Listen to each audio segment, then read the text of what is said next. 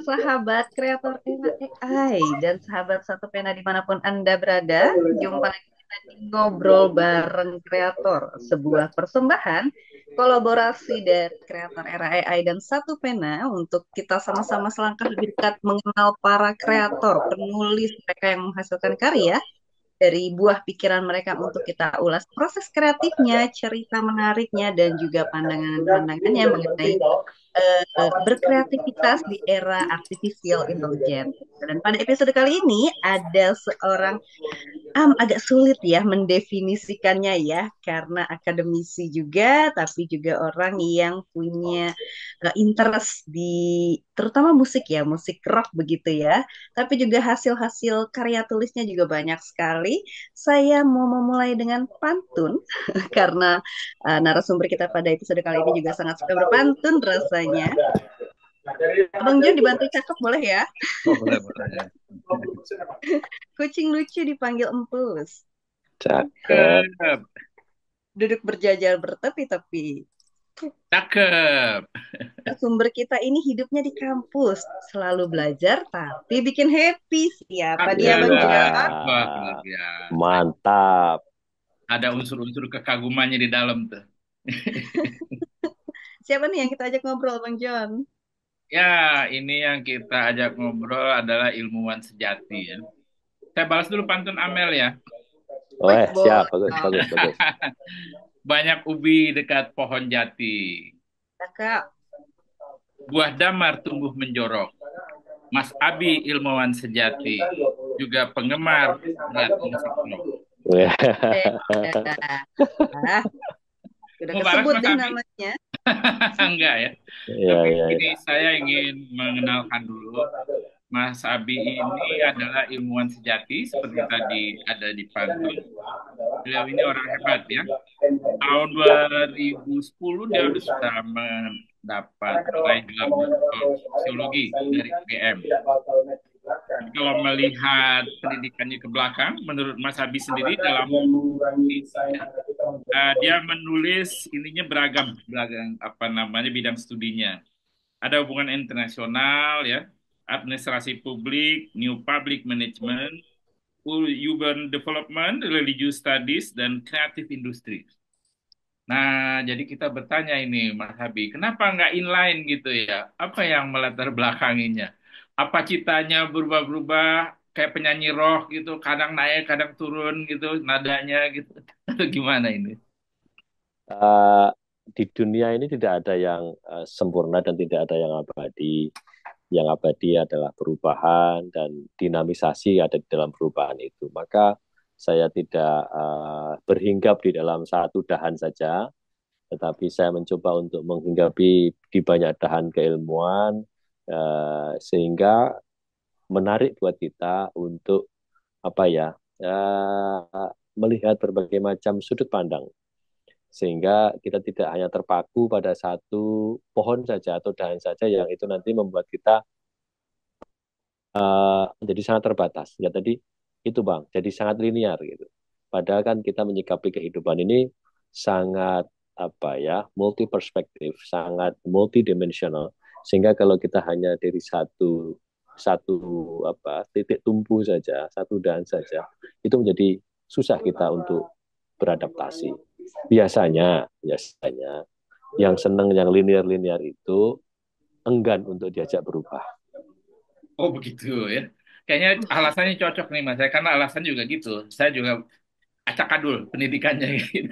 Tapi Mas Habib bukan acak-adul ya, sampai ke doktor kan gitu. Tapi apakah tidak mendapat julukan dari orang nggak fokus, nggak ada spesialisasinya atau apa gitu? Orang melihat ini sebenarnya pemusik atau religius atau ahli manajemen atau apa bagaimana gitu. Jadi nggak kelihatan fokusnya apa benar begitu nggak? Pernah mendengar hal semacam itu nggak Mas Habib? Pernah ada seseorang yang tidak benar-benar mengenal saya itu malah membuat kritik yang tajam terhadap buku yang sudah saya tulis itu, bahwa saya dianggap tidak memahami esensi, saya tidak dianggap mengerti musik, saya dianggap tidak mengerti bagaimana cara berkomunikasi menggunakan tulisan. Tapi itu saya tidak kemudian membalasnya, tapi saya melihatnya itu sebagai satu cerita yang berbeda dari cara yang berbeda, dan saya menanggapinya dengan tertawa-tawa. Orang kamu tidak tahu saya kok kamu menghakimi saya begitu. Dan di dalam sebuah karya itu kan ada pilihan-pilihan. Jadi pilihan saya misalnya ingin menulis fiksi, ya berarti kalau fiksi itu saya akan berangkat dari ide. Ide yang akan saya kembangkan itu ide tentang apa, cerita apa. Sehingga misalnya saya cerita tentang gagasan fiksional tentang politik, ya maka saya akan berada di dalam ranah itu. Tetapi bukan berarti saya tidak mengerti yang lain. Tetapi yang saya pilih adalah ranah fiksi bidang politik. Sehingga fokusnya di dalam setiap karya saja. Tetapi kemudian jika ada orang yang beranggapan, oh ini kok nggak memiliki fokus, tidak apa-apa. Karena memang yang difokusi adalah ketika kita sedang berhadapan di depan mata, di dalam pikiran kita, itulah yang kita kerjakan. Dan itu adalah fokus. Itu, Bang. Ya, itu saya setuju itu. Sebagai penganut apa namanya orang seperti Mas Abi juga yang pendidikannya beragam gitu, saya sangat setuju. Dan ini mengingatkan pada ulama zaman dulu ya. Ulama zaman dulu itu kan ahli bumi, ahli matematika, ahli tafsir, ahli segala macam. Jadi beragam tidak ada satu hal. Jadi kita adalah penganut seperti ulama zaman dulu. Amel, Amel ketika mengajak Mas Abi ke sini, apa yang Amel lihat? Mengapa Amel berat mengajak? Menarik sih ya, karena kalau mengenal Mas Abi pertama kali, first impressionnya agak sulit mendefinisikannya. Apakah ini seorang pendidik, penulis, atau bahkan Mas Abi juga produser musik rock ya, Mas Abi ya? Iya, Cerita betul. sedikit dong soal aktivitasnya dong, boleh kita kenalan. Ya, jadi karena saya ini adalah cita-citanya dulu jadi rocker, tetapi kan Oh, gagal. Karena apa? Gagalnya ya memang diberikan mandat oleh leluhur orang tua gitu ya. Apakah benar jadi musisi itu bisa menghidupi kamu di masa yang akan datang itu. Maka dari itu saya belajar musik sebagai hobi, terus kemudian saya tingkatkan pengetahuan musikal saya untuk tidak hanya bermain musik, tapi saya mencoba untuk memproduksi musik. Nah itu kira-kira di tahun 2000-an lah, di tahun 2000-an hmm.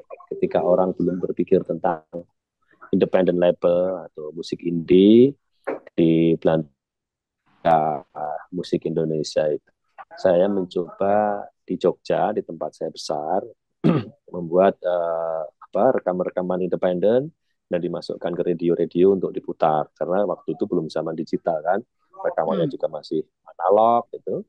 Kemudian saya mencoba memasukkan unsur-unsur puitik di situ. Jadi ada beberapa penulis sastrawan muda gitu ya. Itu saya ajak untuk menyumbangkan liriknya, sehingga dari lirik itu bisa dimasukkan menjadi isi dari lagu yang berawal dari karya sastra, jadi lirik lagu. Mungkin terkesan biasa, tapi pada waktu itu luar biasa. Di Jogja sempat menjadi satu gerakan itu sampai tahun 2004. Tahun 2004 puncaknya di tahun 2005 itu kami menerbitkan novel. Jadi dalam novel itu ada CD, yang CD-nya itu berisi kumpulan lagu-lagu independen. Dan karena masuk di dalam industri CD dan kaset pada waktu itu susah karena ada dominasi dominasi industri distribusi kan. Nah, labelnya di Jakarta, distributornya di Jakarta. Kami di daerah mencoba berinovasi. Ya caranya kita harus bundling ya. Kalau dalam bahasa sekarang kita masukkan Hmm. dalam novel, dan novel itu kan masuknya ke jejaring toko buku. Dulu masih ada Gunung Agung, ada Gramedia, ada Toga Mas. Ya, jadi kalau sudah masuk toko buku kan pasti orang membeli karena dengan jaringan promosi yang bagus ketika itu. Novel itu alhamdulillah ya banyak dibaca orang, Apa dan judulnya? akhirnya novelnya berjudul Desing Kalbu. Nah, itu kemudian dibeli dan otomatis membeli CD karena orang belum menggunakan digital music kan. Jadi Hmm. CD player akhirnya mendengar lagu-lagu itu. Yang ketika masuk di abad digital, kira-kira tahun 2007 2008, lagu-lagu yang lama yang kami produksi itu sekarang saya daur ulang, dimasukkan dalam DSP, Spotify, iTunes, semua, sehingga meskipun belum viral karena kalah dengan dangdut koplo, Tapi kita bukan targetnya untuk viral. Targetnya adalah dia menjadi semacam digital bank of music, sehingga kapanpun, dimanapun, orang bisa menikmatinya. Lagi marketnya Hmm. beda kan sama koplo ya. Ya, ya, beda, ya. Kita nggak pengen juga orang koplo beli itu juga kan jadi kacau nanti pasarnya.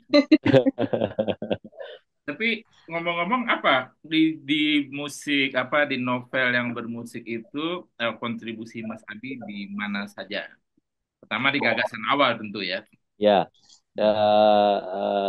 behind the ideas saya, terus kemudian ikut memproduksi, artinya memang mengkurasi musisi yang masuk di dalam novel itu, kita melakukan seleksi, kemudian recording, kemudian publishing ya, dan itu kami berperan aktif semua di situ sebagai produser, termasuk sebagai publisher bukunya gitu, dan sekarang ini kan sudah banyak sekali penerbit-penerbit yang semakin apa ya, semakin dimudahkan dengan eranya dan tidak harus memasarkan melalui jaringan distribusi, bisa memasarkan sendiri melalui jejaring sosial media marketing, dan ya semakin mudah sekarang, bahkan setiap orang bisa menjadi produser ide, produser gagasan.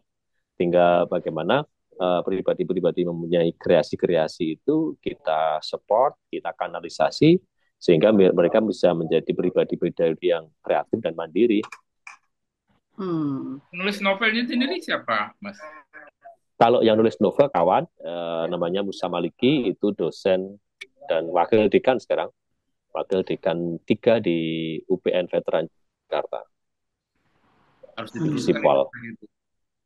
Terus Ya, sayang penulisnya itu sudah senangnya nulis laporan ah, karena Amel jadi ini pejabat di potensinya ada kampus ya. Amel.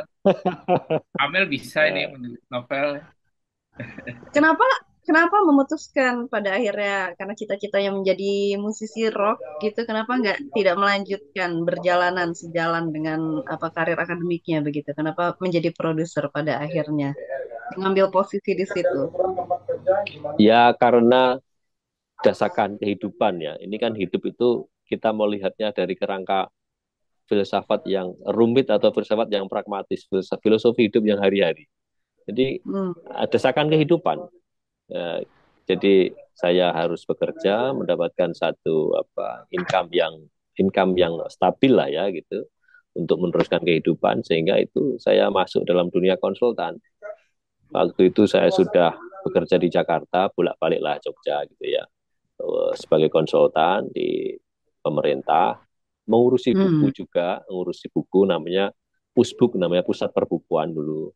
Hmm. Sebagai konsultan di sana beberapa tahun, kemudian memang nalar kita sebagai publisher tuh nggak pernah hilang, gitu. Nggak pernah hilang. Jadi ya nggak hanya mempublish buku, tapi juga mempublish musik. Jadi akhirnya saya bikin perusahaan namanya Fortune Music Indonesia, yang dipakai untuk mempublish karya-karya independen, musik-musik Indonesia, Hmm. segala segala macam genre. Bahkan saya juga memproduseri beberapa musik Minang yang memang bergenre Minangkabau, berasal dari Minangkabau, liriknya juga lirik-lirik Minang. Itu saya menjadi produsernya, ada beberapa lagu. Ya karena ketertarikan tentang cita rasa musikal Nusantara. Bahkan beberapa bulan terakhir saya terlibat dalam proyek menyatukan yang namanya Minang Timur, yang itu cukup viral di YouTube itu. Nah, Minang Timur itu menyatukan musisi Minang dan musisi NTT untuk bergabung dalam satu satu frame di YouTube. Itu yang satu menggunakan lirik-lirik bahasa Indonesia dicampur dengan lirik-lirik NTT, modelnya orang Minang, hanya mengeluarkan beberapa patah kata gitu ya. Yang satu lagi ada lirik dominan Minang, yang berikutnya ada beberapa respon kata-kata dari Kupang misalnya gitu. Itu cukup viral di YouTube, dan bisa Menarik tuh. dilihat itu. Keren tuh idenya. Nanti kita cari Amel. Ya, Tapi kalau kita tarik ke belakang nih Mas, kenapa Mas Habib awal-awalnya itu tertarik pada musik? Di masa kecil iya, kali SD, SMP, SMA. Ya mungkin dari latar belakang keluarga itu, Bang John. Ayah saya itu musisi tradisional ya, bermain gamelan, Hmm. terus kemudian juga bisa mendalang. Tapi pada masa sebelum tua yang beranjak dewasa lah, beliau menjadi PNS sampai pensiun. Tapi hobi sebagai musisi Jawa itu tetap dilestarikan. Di rumah itu ada beberapa instrumen gamelan, sehingga ketika saya masuk usia SMP, saya minta dibelikan gitar ya untuk untuk bermain instrumen. Tetapi saya mintanya pada waktu itu langsung gitar listrik yang bisa mendaung-daung, itu suaranya tidak gitar gitar Bukan. akustik, Gitar listrik Led langsung. Zeppelin ya. Iya, ya alhamdulillah dituruti dan ya saya main musik terus meskipun nggak bisa mahir banget, tapi passionnya di situ sampai dibebaskan lah, meskipun latar belakang keluarga itu ulama ya, ulama Nahdlatul Ulama Muhammadiyah tradisional itu, tapi saya dibebaskan untuk beraktivitas di bidang musik, membeli kaset itu nggak pernah dilarang, ibaratnya gitu, dibebaskan Hmm. gitu.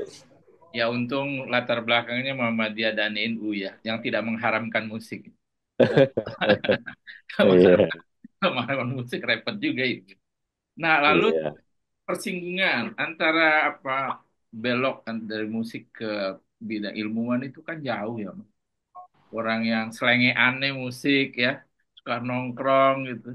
Tapi prestasi akademiknya baik gitu ya, dan mencapai titik tertinggi kalau dalam pencapaian gelar akademik. Itu apa punya iya. minat yang tumbuh paralel atau satu, ini nggak ada harapan nih, akhirnya banting setir ke kanan gitu. Itu bagaimana cerita? Kalau cerita yang betul-betul konsisten itu ya karena hanya mengikuti ini aja, mengikuti arah keinginan dan terutama bahasa-bahasa batin kita ya yang mengarahkan. Ketika saya sekolah SMP itu saya tidak berprestasi apa-apa, Bang. Bahkan tergolong di kelas itu nilai saya yang baik itu hanya tiga: bahasa Indonesia, agama, sama IPS. Oh, Itu aja yang bagus. Plus satu eh, bahasa Inggris gitu ya. saya Itu nunggu aja. tadi kesenian, ternyata bukan ya. Kemudian waktu masuk SMA sudah semakin merucut. Yang agak bagus ya hanya ditambah tata negara gitu kan.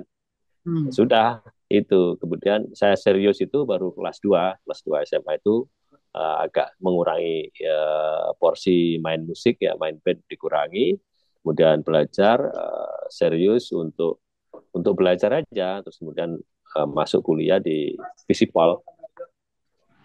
Itu apa prestasi yang buruk tadi itu Mas Abi menyalahkan musik. Enggak, memang saya tergolong orang yang malas pada waktu itu. Oh, sama Senangnya dengan main, saya. senangnya main bola. Jadi Oh, kalau benar. habis sekolah itu main bola sampai maghrib itu udah capek badannya, habis itu mandi ya udah tidur, nggak urusan belajar. Memang males itu. Jadi kalau misalnya kita ini lebih dalam ini, sebenarnya waktu kecil itu bayangan Mas Habib tentang kedewasaan, cita-cita lah ya. Apa sih idealnya dulu? Pengen apa? Oh ya ya. So, Oh. ininya apa? Lari-lari nih dari musik, kemudian bola, kemudian apa? Kayaknya blank aja. Gimana nanti aja masa depannya atau bagaimana itu? Iya, kalau kalau waktu masih kecil itu sejak dari SD itu saya cita-citanya dari wartawan. Oh, Oh, jauh lagi. Kenapa wartawan, ditanya sama ayah saya. Wartawan itu kayaknya enak jalan-jalan. Nah, kamu kok wartawan apa? Wartawan perang itu bisa ngeliput perang Irak, Iran gitu kan. Kayaknya kok enak sekali itu jadi wartawan. Apa kak takut ketembak? Ya kan wartawan ada ininya, ada perlindungan hukumnya. Jadi saya waktu itu sudah baca-baca buku-buku tentang menjadi wartawan itu, yang Oh, terbitan terbitan Balai Pustaka apa ya dulu iya itu ada tentang kakak, itu. ada Bintang Tempo, Nah, macam-macam. itu saya baca-baca buku-buku seperti itu, sehingga ayah saya malah membelikan karya-karya sastra tradisional ya untuk dibaca, memberikan motivasi. Ini loh kalau nulis di Joko Lodang gitu kan. Ini Nah, nulis kalau mau nulis di KR, Kedaulatan Rakyat, itu seperti ini tren-tren tulisannya. Ya saya baca-baca dan akhirnya kelas 3 SMP kira-kira itu saya bikin buletin di sekolah untuk Hmm. ngumpulkan orang nulis puisi ditempelin jadi mading. Oh, Ya, itu ya mungkin itu apa nalar nalar apa ya nalar logisnya ketika saya ingin jadi wartawan terus kemudian saya seneng nulis itu akhirnya gitu Hmm. bisa nulis terus sampai hari ini ini Mel tapi dalam hal bukan di ini kita sama jurnalisme. nih Mel. Dalam hal ini Iya, kita sama bertiga Mel pengen jadi wartawan deh. kita kesampaian Mas Abi enggak. Mas Abi langsung jadi dosen begitu. Kenapa nggak jadi wartawan pada akhirnya Mas Abi? Ya dengan berjalannya waktu aja itu nggak ke situ. Jawabannya selalu sama ya, seiring berjalannya waktu apa yang ada di hadapan mata yang dihadapi.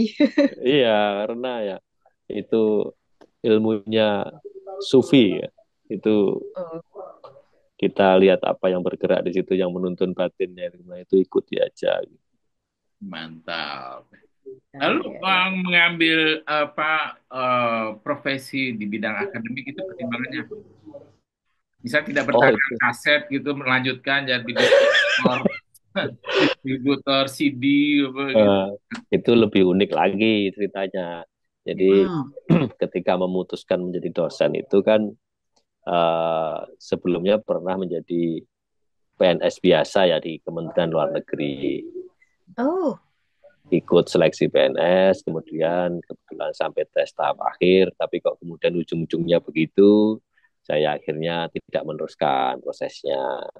Dan kemudian saya sempat hampir bekerja singkat sebagai editor di sebuah penerbit di Jakarta. Terus saya putuskan lagi untuk balik ke Jogja menjadi konsultan tadi itu, menjadi konsultan di pemerintah. Sambil terus kemudian apa ya kenal lah dengan beberapa kawan gitu. Sambil dari kenal-kenal itu diajak sharing lah, sering sharing, diskusi bareng, membentuk forum-forum diskusi. Nah, terus kemudian muncullah di situ, kenapa enggak kamu ngajar aja ke kampus gitu, kan kamu sudah punya pengalaman edit, menerbitkan buku. Oke, terus kemudian setelah saya lulus S2, saya terus nyoba untuk sekolah S3, tetapi pengalaman untuk sekolah ini lebih lebih rumit ternyata dibandingkan yang dibayangkan.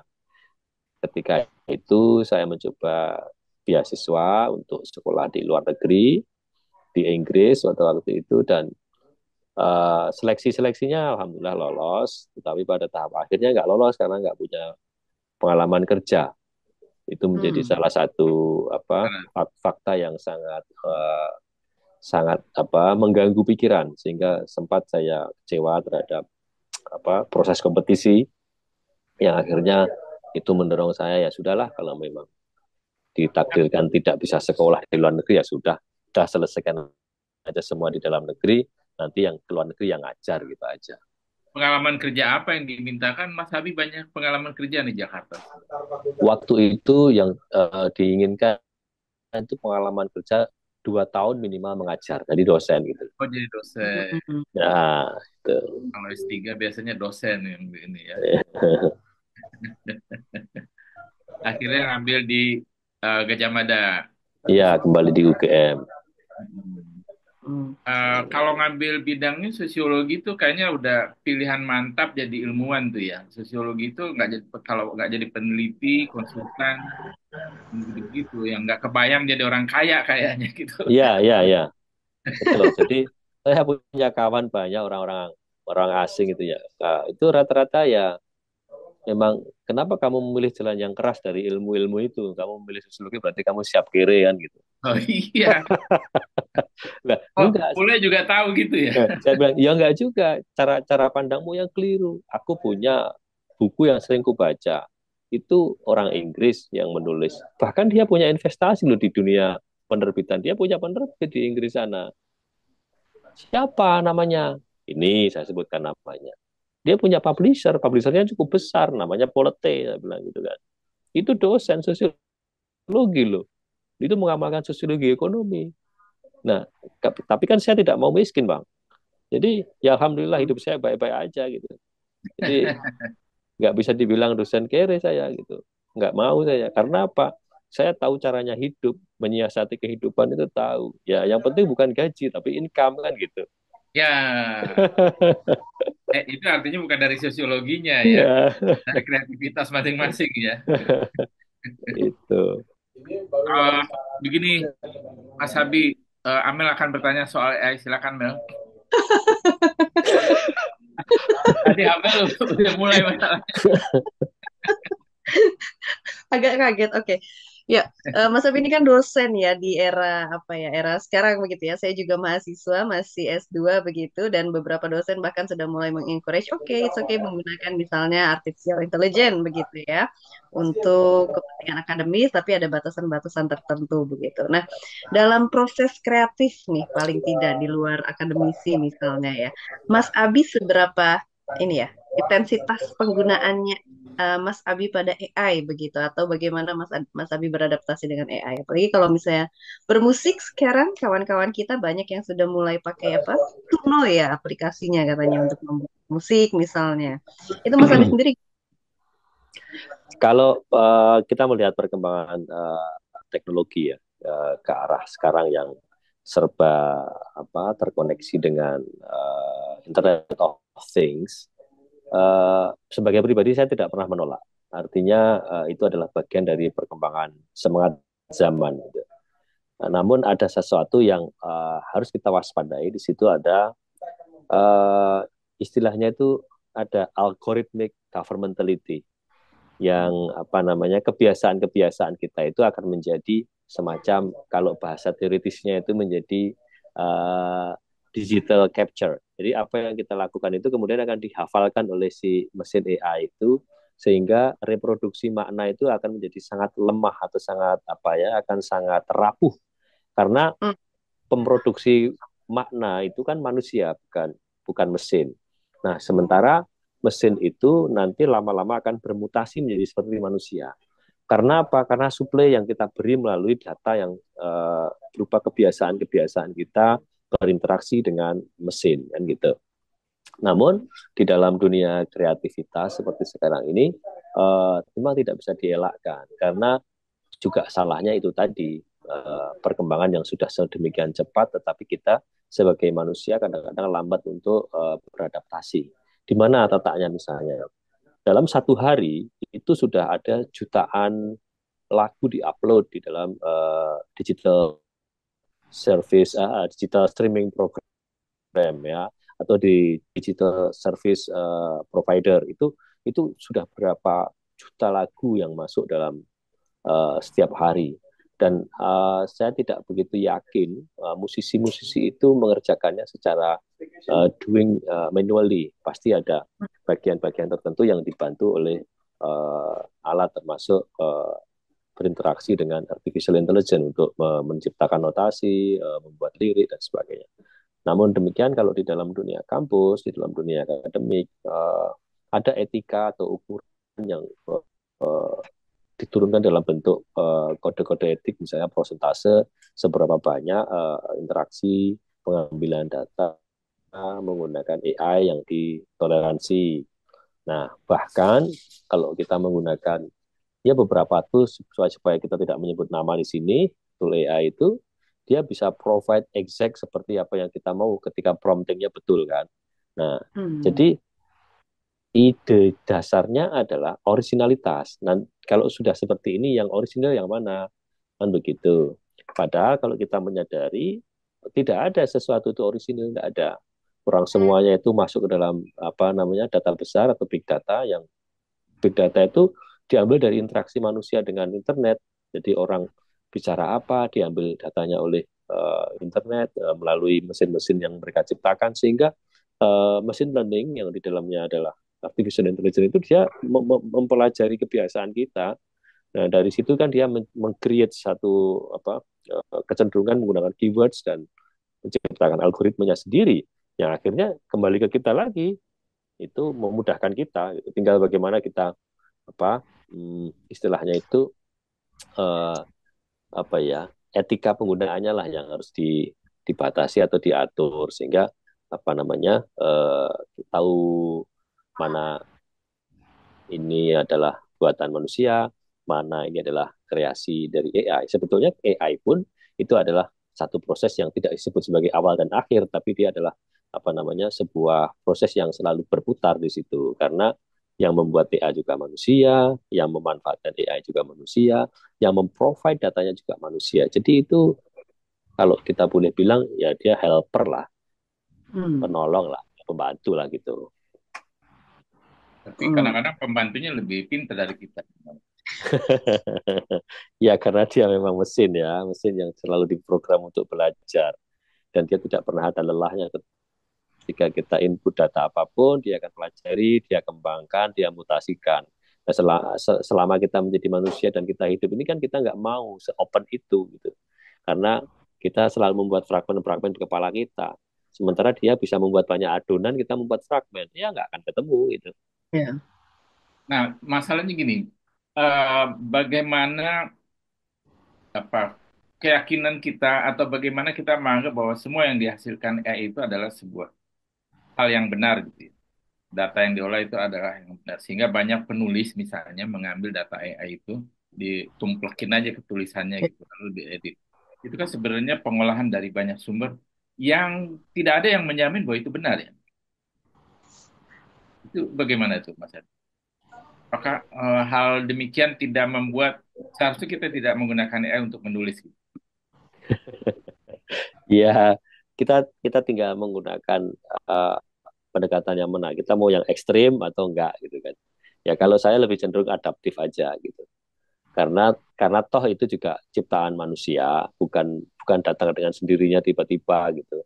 Sehingga kita tidak bisa juga meyakini itu absolutely right bahwa AI itu provide semua benar, ya tidak juga. Karena banyak juga sebaik-baik prompting yang kita buat, dia provide data salah itu juga biasa. Maka kan di dalam mesin learning itu dia paling bawah itu ada disclaimer-nya.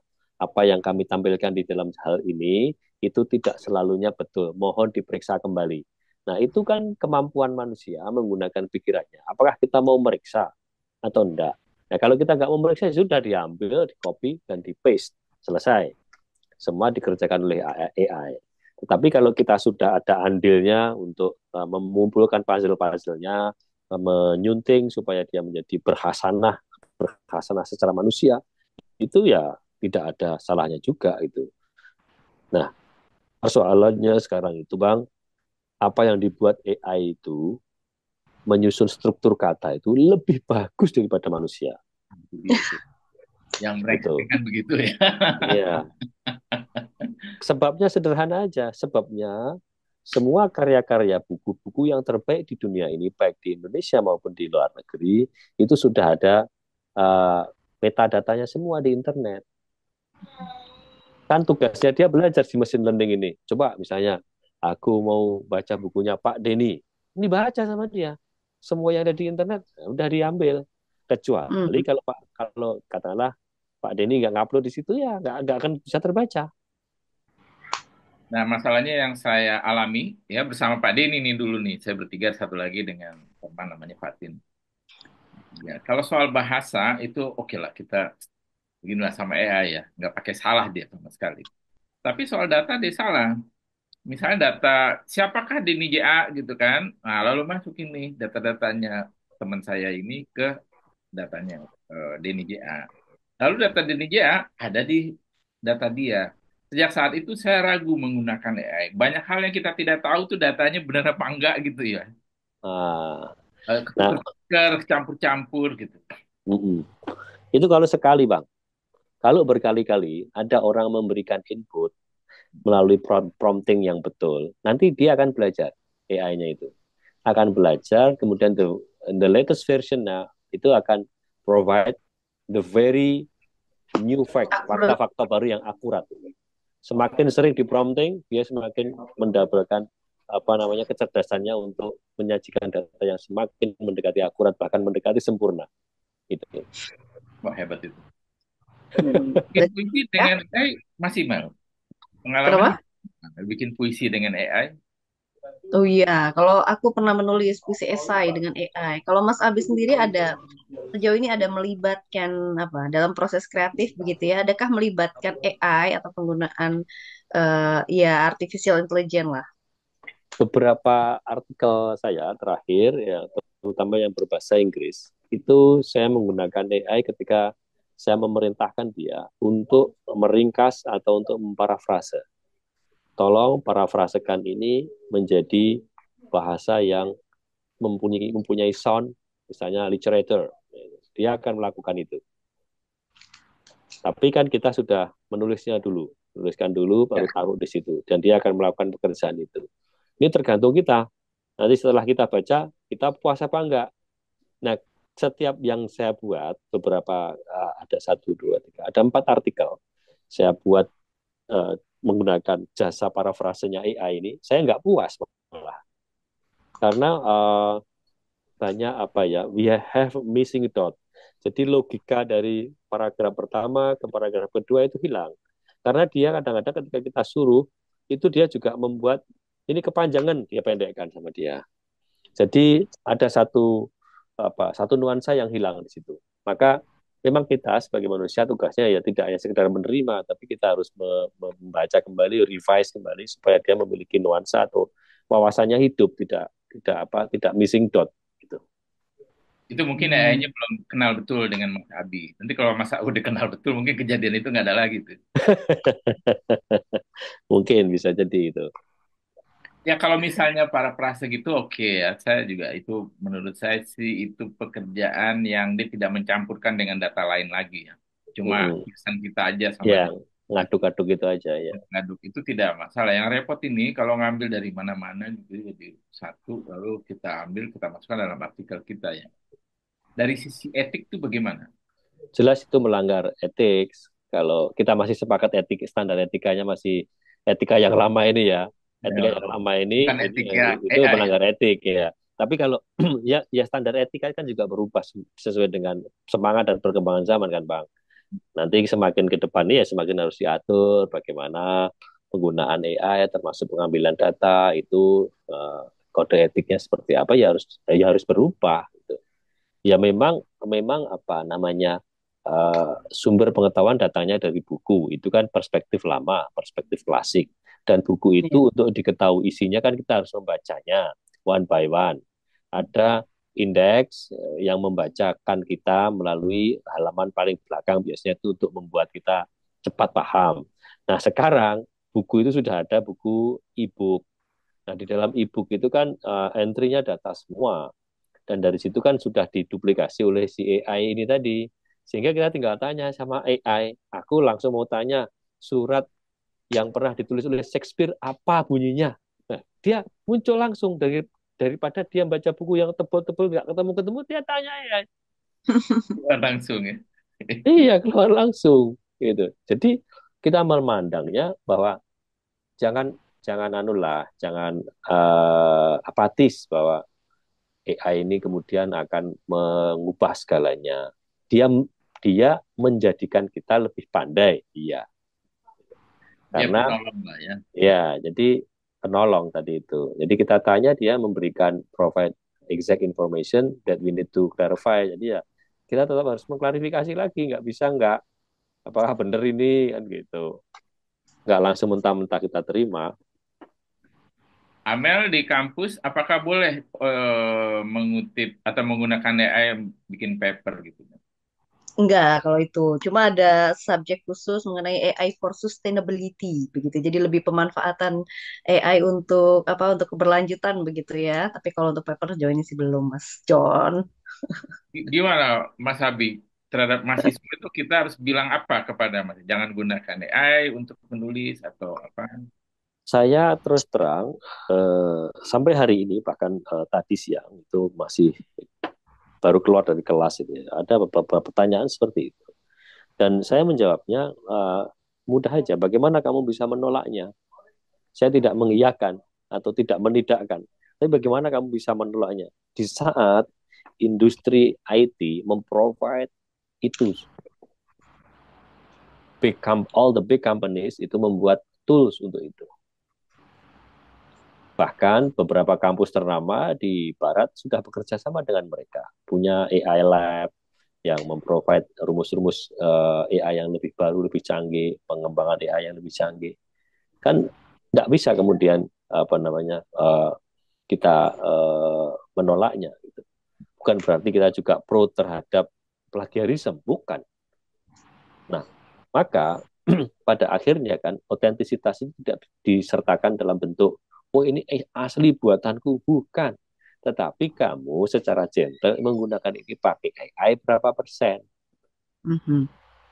Kamu menggunakan jasanya si AI ini untuk bagian mana? Sebutkan ini bagian itu. Setelah selesai, apakah kamu meminta bantuan tool lain untuk memudahkan karyamu bisa dibaca dengan baik oleh pembaca yang lebih luas, misalnya audiens dari barat, karena kamu orang Indonesia bahasa Inggrisnya tidak bagus, saya pakai Grammarly misalnya, gitu kan. Nah, Grammarly kan lebih menurut saya lebih akurat itu daripada penerjemah atau Mhm. penyuntik, karena dia hampir setiap hari diupdate oleh engineer-nya tentang istilah-istilah baru, sense-sense baru, itu selalu diupdate oleh mereka. Dan itu kampus-kampus ternama pun memakai tools itu. Gitu. Nah, Nah, terhadap persoalannya kan kita masih pro and con terus. Indonesia itu kita masih terjebak di situ. Tapi bukan mencari solusi untuk apa bagaimana beradaptasi dengan perkembangan itu kita tidak gitu. terhadap ini, Mas Habi, penggunaan AI dalam hal bikin paper ya, mengambil Mm-mm. data gitu. Tadi Mas Habi bilang sejauh mana mengambil berapa besar? Dua puluh Ya, persen, ya, 20%, 30%, ya, ya, ya, 40%. Artinya semakin banyak menggunakan AI itu semakin buruk. ya, Semakin betul, sedikit betul, itu betul. semakin baik. Ya, Apakah itu berarti bahwa penggunaan AI itu untuk paper ya, saya bicara mm. untuk paper, itu sebenarnya perbuatan jelek. Karena Menurut makin sedikit makin bagus gitu. Kalau nggak ada, bagus-bagus. Apa pengertiannya begitu nggak ya? ya, ya itu apa namanya pandangan naifnya seperti itu. Hmm. Pandangan naif ya. Itu saya mengatakan naif kenapa? Pikiran kita itu serba terbatas kalau kita tidak diberikan enhancement system dalam otak kita. Nah, untuk enhance itu kan banyak cara. Salah satunya kalau kita itu meditasi lah gitu ya. Nah, apakah kita sempat tuh melakukan begitu-begitu dalam satu hari? Satu hari itu untuk activity katakanlah hanya 8 jam. Untuk mengenhance pikiran kita, tubuh kita, jiwa kita berapa jam? Nah, maka dengan munculnya si AI ini, dia akan memprovide itu skopnya itu betul-betul sempurna. Saya mengatakan itu karena kita tanya misalnya, apa hal-hal penting yang perlu diperhatikan dalam kondisi politik Indonesia? Langsung dia sebutkan pelanggaran hukum, korupsi yang tinggi, itu exact itu, Bang. Hmm. Ya, Nah, saya sering juga gitu. nah, Saya nah, kagum memang. nah itu kalau otak kita, apalagi ya, apalagi ya, Hmm. kan gitu. Kalau dia kan nggak langsung itu cari berita-berita dimanapun, oh ternyata ini isunya ini tep, tep, tep, tep. Kan gitu. Nah, tahun berapa saja dia langsung nyebutin angka ini sampai sekian, ini sampai sekian. Exact. Kita ke Ya. library dulu itu bang, buka-buka dulu berhari-hari, minum es teh, minum kopi per malam, baru ketemu seminggu. Nah, iya, sedetik sudah siap. Nah, tinggal setelah dia memformulasikan prompting yang bagus tadi, kita ngikutin. Oh, berarti yang kita perlukan datanya ini nih. Dari sekian ide tentang ini, keyword ini, itu yang harus kita follow. Makanya kesimpulannya Amel, jangan minum kopi, jangan minum susu, jangan makan biar AI. Kayak aja. Iya manusia. Jadi lama. Ya, Ayo kita oke. ini Bel. Apa namanya clippingan ya Bel? Iya, betul. Ada satu clippingan soal Mas Abi. Boleh, Mas Bayu? Clippingan beritanya di antara NTB, Serikat Dosen tak boleh sekedar jadi wacana. Itu sih sebetulnya cuma ada muncul wajahnya Mas Abi. Ayo, Mas John yang juga sesama dosen. Oh iya, tadi apa clippingan itu berkata tentang serikat dosen ya. Mm-mm. Apa itu serikat dosen? Saya sebenarnya juga tidak tahu, makanya saya ingin dapat cerita dari Mas Abi. Apakah Mas Abi Oh, ingat itu apa clippingan itu? oh iya, itu kebetulan saya diundang oleh kawan yang mempunyai asosiasi dosen itu. Dan saya diajak untuk berbicara mengenai kedudukan dosen itu apakah dia buruh atau enggak gitu kira-kira gitu. Nah, saya menyebutkan bahwa dalam forum itu kalau menurut undang-undang kita ini bukan buruh. Kalau menurut undang-undang, undang-undang apa dulu? Undang-undang guru dan dosen, undang-undang Sisdiknas, kemudian undang-undang perguruan tinggi misalnya. itu kita bukan buruh. Di satu sisi ini. Sisi yang lain, kita juga buruh. Kalau undang-undang tenaga kerja. Mirip wartawan ya. Berarti kan begitu juga ya. Iya, jadi kita ini nyaris ya sebetulnya ya buruh intelektual. Kenapa sih nggak jujur aja gitu? Misalnya pengalaman saya ketika saya mengajar di negara tetangga itu jelas kalau yang namanya dosen itu ya tetap buruh, itu labor gitu. Maka yang membedakan adalah di struktur gaji, struktur fasilitas. Yang membedakan itu dia bekerja kok dianggap tidak buruh. Ya buruh tetepan, delivernya aja yang beda. Dia deliver knowledge, ya dia deliver something gitu ya. Kalau buruh saja kan dia mungkin delivernya tenaga, keterampilan dan lain-lain. Nah kita ini yang nggak jujur, kita sok maunya itu adiluhung gitu, sok suci banget gitu loh. Tetapi pada kenyataannya perguruan tinggi kita yang negeri-negeri itu kan banyak malah apa namanya invite untuk orang masuk bayarannya mahal. SPP-nya di perguruan tinggi negeri itu katanya nirlaba, Ini kayaknya curcol nih, Mbak. Curcol. katanya Tuturi Handayani, tapi kan prakteknya kan enggak. Kalau saya di dalam artikel yang nanti mungkin akan going to publish itu saya menceritakan pengalaman dua negara bahwa kita itu sudah jujur aja kita masuk dalam yang namanya teaching industry. Kita itu masuk dalam research industry yang itu harus inline dengan university. Soal kamu berbuat mulia, ya situ kamu bikin zakat, infak, sedekah atau ceriti. Itu selesai. Nggak Oh, usah pakai cerita Pak, aneh-aneh. kalau buruh itu, Mas kesannya adalah bahwa itu tenaga unskill ya. Ya, kalau di kita, tradisi kita. Tradisi kita di situ ya, Iya, itu iya. tenaga unskill. Padahal dosen itu kan punya skill ya.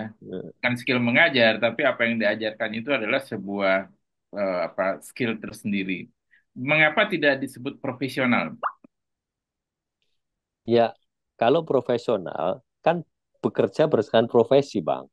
Ya, artinya profesi dosen ya Ya, kan. tapi kan juga tetap pakai undang-undang tenaga kerja itu hitungannya. Tetap aja Itu ya kan undang-undang tenaga kerja. tetap, Sepanjang ada majikannya. tetap kan rektor, rektor di atasnya ada owner, ownernya negara, ownernya perusahaan, sama aja itu. Ya kita itu kan mohon maaf ditipu dengan istilah-istilah. Nah, Pak, ini menarik ini. Kapan ini ditipu oleh istilah-istilah? Apakah itu eufemisme juga? ya, ya.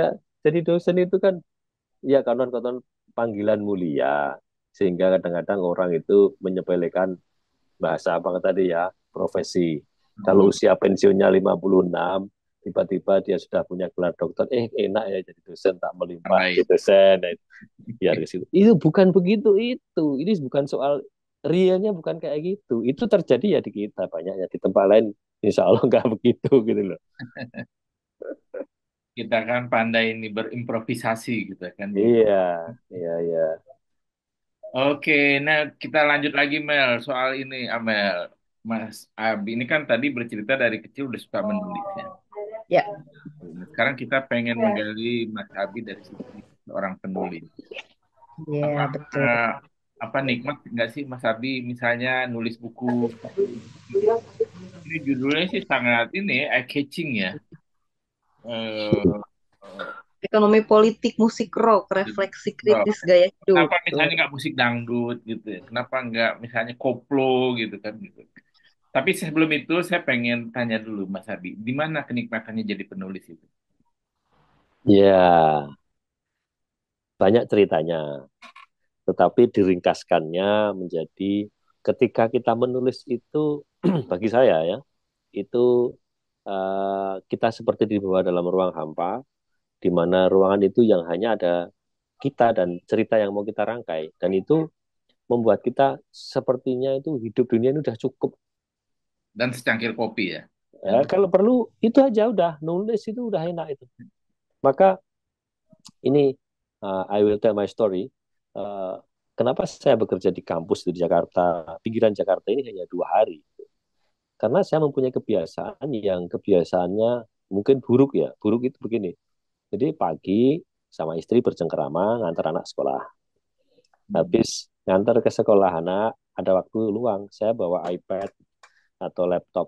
Itu saya menulis sampai nanti pulang sore sama anak. tidur, nanti tengah malam bangun, nulis sampai pagi.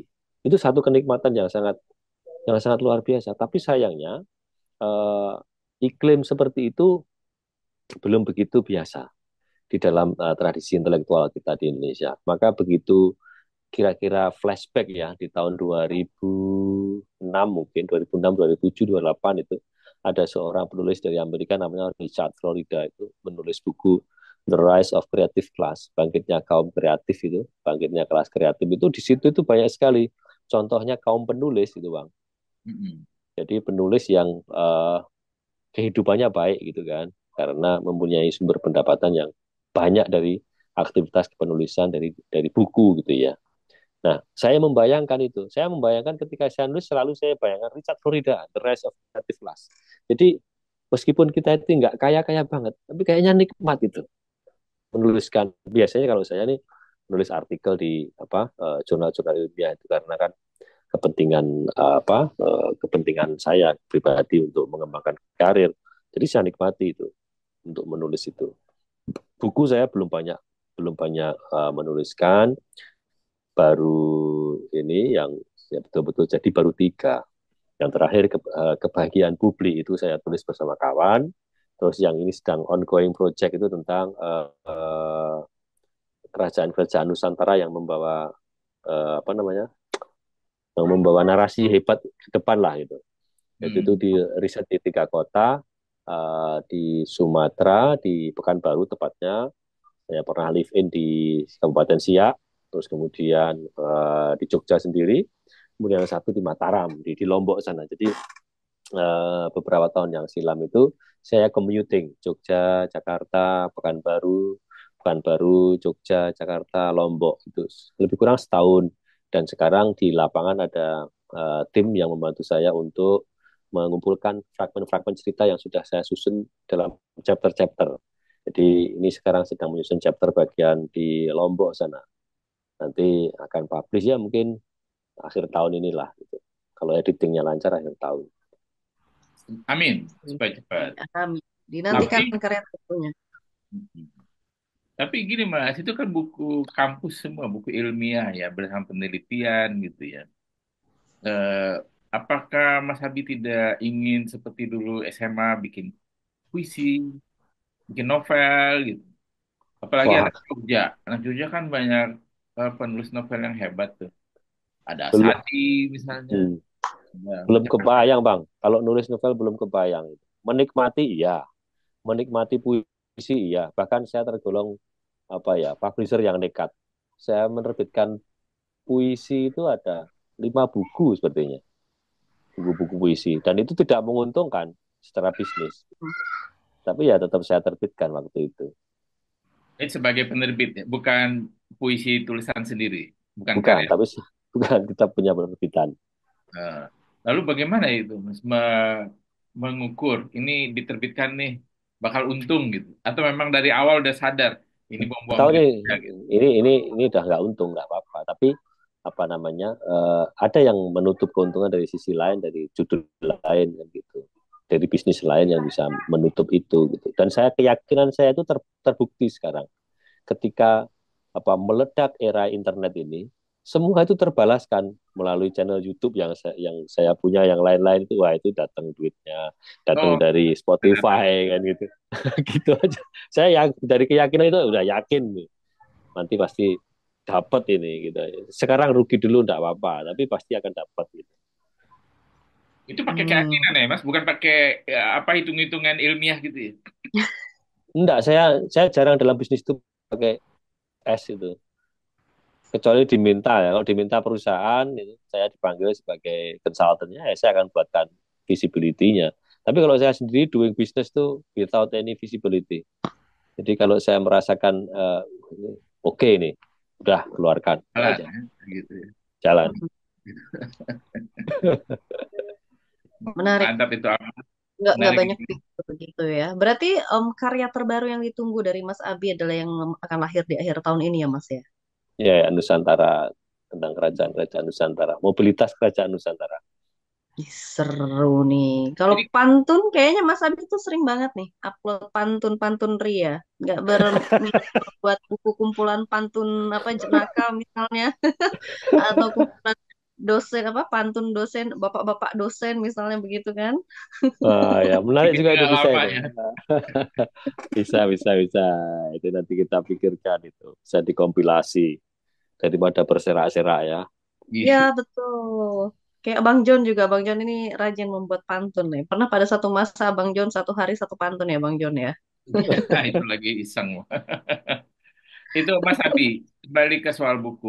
Kalau kita bikin buku-buku seperti misalnya ekonomi politik ini, terus buku yang Mas Abi akan terbitkan itu, sebenarnya ada profitnya nggak? Eh Kalau profit ada, Bang.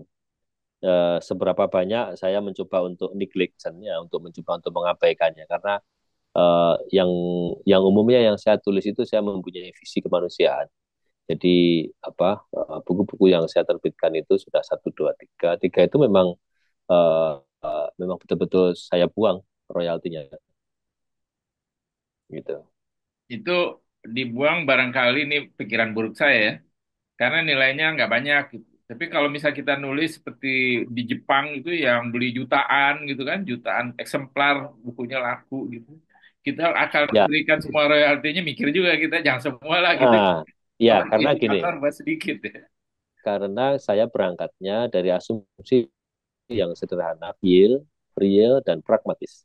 Orang Indonesia itu jarang, bukan menyalahkan ya, konsumsi buku itu masih nomor sekian.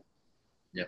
Sehingga buku yang meledak itu pasti buku yang tidak seperti ini gitu. Dan itu bukan Hmm. tipe saya gitu. Jadi untuk apa saya berharap yang itu besar-besar? Saya berharap pada Allah, ya Allah luaskan rizkimu bagiku dari segala penjuru. Tapi kalau ini tidak ya sudah, itu aja. Buku ini yang ekonomi politik itu agak agak lumayan laporan royaltinya itu ketika bertepatan dengan gempa di Lombok, di apa namanya, di tepi pantai Senggigi yang parah sekali tahun 2018 sebenarnya itu ya. Ya, Itu saya nggak tahu. saya menerima royalti pertama dari buku itu, terus kemudian jumlahnya berapa juta saya lupa, langsung saya kirimkan ke panitia uh, pengelola bencana di sana. Dan Hmm. berikutnya saya salurkan lagi ke yayasan lain, terus kemudian ada sebagian saya taruh di pondok pesantren yang ikut saya kelola di dekat rumah saya. Ya, ya lumayan jumlahnya tidak terlalu banyak, tapi ya ada gitu. Jadi setiap buku yang Mas Abi tulis tidak mengharapkan keuntungan jika terjadi maka itu hak pesantren, Ya, ya, ya, betul. buat orang miskin dan lain-lain Ya, gitu. lain kalau saya yang di luar negeri ini Bang, ini saya kejar. Oh, Karena dia kapitalisme besar. Ada satu artikel saya akan terbit di bulan ini sudah on press, tapi nanti akan ready di market itu mungkin bulan Mei atau Juni. Itu terbit di penerbit di Eropa, di Palgrave dan ada di Macmillan lah itu. Nah, itu satu satu artikel saja dalam satu buku ada editornya itu namanya chapter in book. Itu saya urus betul itu. Dengan company yang sangat besar ini berapa hak saya, terus mekanisme pencairannya royalti seperti apa, itu saya kejar betul karena scope of readersnya around the globe itu signifikan ya. ya, karena begitu dipencet aja dia katakanlah 5.000 habis lah gitu. Lah kita ini Bang di Indonesia buku cetak 5.000 itu cetaknya 5.000 belum tentu habis Wong itu. cetak 3.000 aja laku itu best seller. Saya ingat kata Arswendo itu. 3.000 itu best seller kan gitu kan. Nah, itu makanya Tapi gini, kita ngomong buku secara umum ya, Mas Adi. ya. Ada buku-buku yang anomali lah ya, yang laku keras di Indonesia sehingga menghasilkan uang miliaran rupiah buat penulisnya. Sebenarnya apa yang terjadi pada buku itu? Misalnya ya, buku Arswendo itu, mengarang itu gampang, itu sampai sekarang dicetak 40 kali kali ya. Kemudian bukunya Lela Iskodori. Ya pulang saya. Ketika laut berbicara ya, Nah, itu itu juga luar biasa lakunya. Nah, menurut Mas Habib, secara mungkin sebagai apa ilmuwan sosiologi, bagaimana melihat buku-buku semacam itu? Atau ada buku-buku juga kayak buku ini, Larry King ini ya. Ini juga di Indonesia yang terjemahannya begini cetakannya udah 40 juga. Tapi ini terjemahan. Kalau yang tadi saya sebutkan adalah buku-buku lokal ditulis oleh orang lokal. Bagaimana menjelaskannya? Ya kalau eh, ceritanya kepada saya, buku yang saya tulis kan kebetulan itu bukan buku yang istilahnya itu akademik book ya, buku-buku akademik ya. Jadi segmen pasarnya itu terbatas, segmen pembacanya terbatas. Kalau buku yang misalnya bukunya Bu Leila itu kan lebih bertutur ya, kayak cerita di dalam novel kan gitu. Novel ya. Ya, dan itu menjadi satu hal yang menarik ketika ingin membentuk masyarakat literasi dan tahap-tahap menuju ke situ menjanjikan lah gitu. Artinya ada proses untuk mendidik reader, mendidik pembaca menuju kepada tahap pembaca yang hebat, yang memang sering melakukan aktivitas pembacaan buku. Nah, memang mulainya dari buku-buku yang dalam tanda kutip ringan ya, ringan, terus memberikan buku apa namanya nuansa inspiratif. Nah, itu bisa ditemukan lewat cerita-cerita. Nah, memang secara akar manusia itu kan senang diceritakan, Bang. Maka dulu lahir yang namanya folklore itu kan. Oh iya. Ya, terus kemudian bermutasi menjadi ya, macam-macam lah akhirnya jadi buku gitu kan. Dan tidak hanya buku itu saja di Indonesia seperti yang populer jadi sampai jadi film seperti Laskar Pelangi itu kan memberikan tuntunan-tuntunan inspiratif di dalam tapi tanpa memberikan penghakiman-penghakiman teoritik gitu. Ya, mengalir ceritanya enak dibaca, enak dilihat. Kalau buku akademik kan membosankan, Bang. Ya, Gitu. tapi kan gini, buku akademik itu membosankan kalau kita beli. Tapi dari sisi mahasiswa sebenarnya kebutuhan dia ya, membeli buku akademik. Ada buku yang wajib dibeli.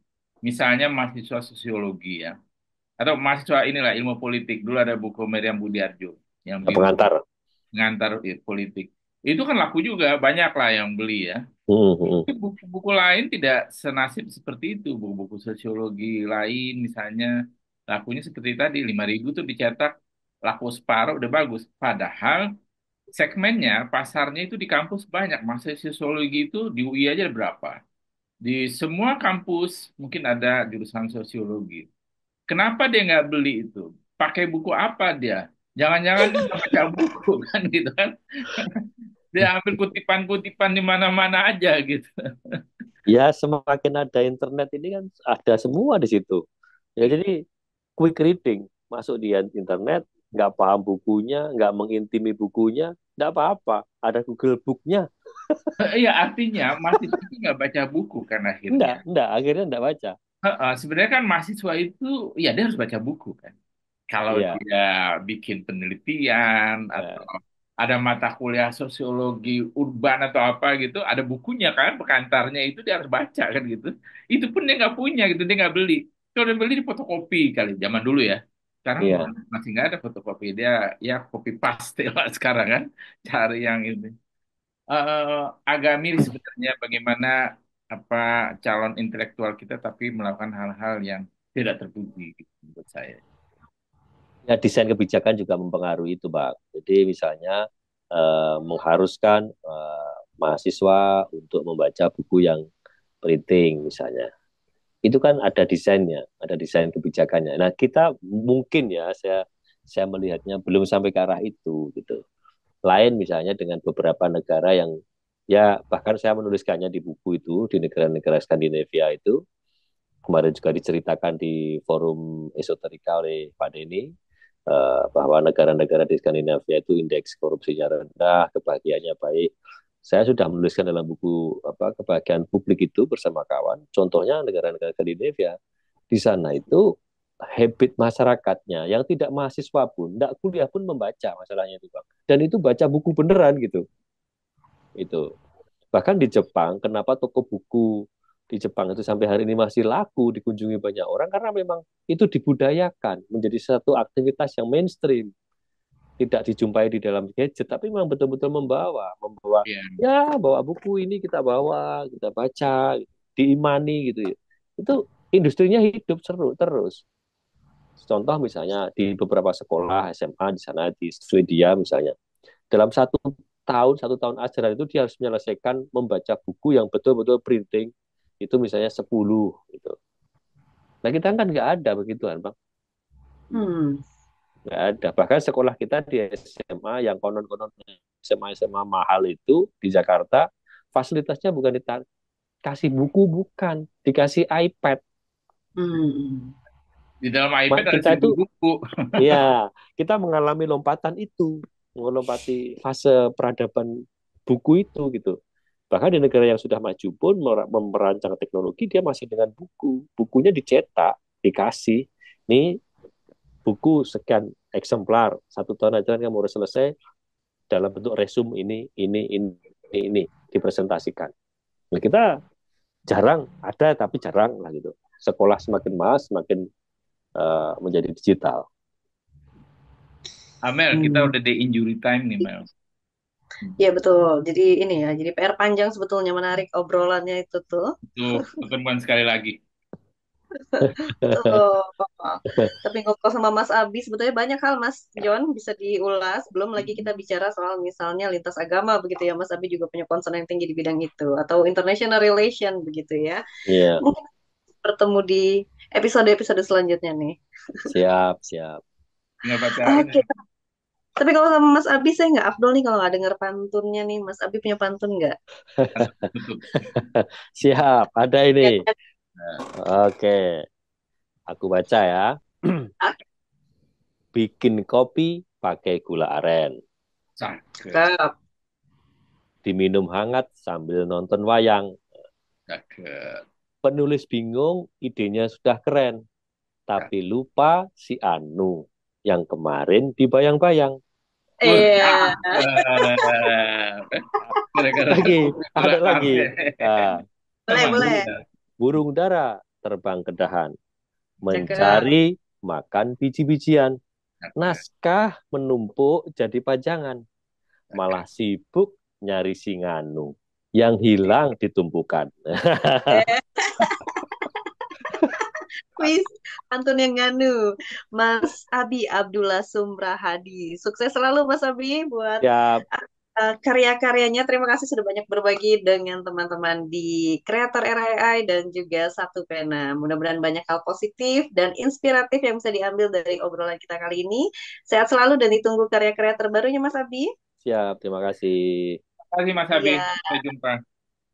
terima kasih banyak untuk sahabat Satu Pena dan juga kreator RAI yang sudah bergabung. Kita jumpa lagi di episode lain yang tidak kalah menarik dengan para penulis, para pencipta karya yang juga menarik untuk kita ajak bertukar pikiran. Akhir kata, salam sehat, salam literasi, salam Satu Pena, salam kreator RAI. Sampai jumpa.